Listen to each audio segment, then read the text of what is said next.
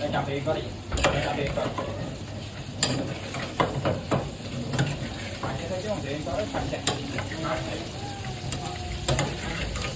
Ê, phần kia lát đi. Piu piu piu. Đây chứ.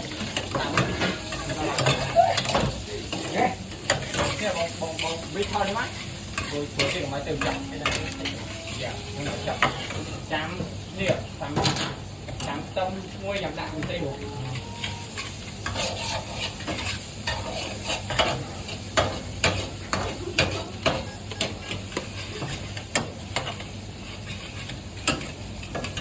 Ui, láo chứ, được cái hai không? Quay đi,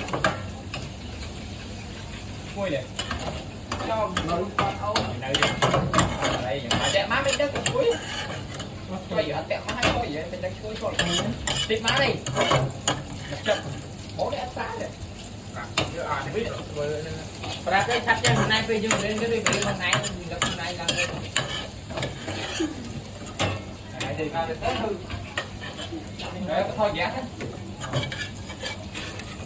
Cái đó con chung vào trên tàu anh chút thì thôi giá tôi mua. Bao nhiêu nào? Mua nó ra mua tí nào. Đấy là mà nó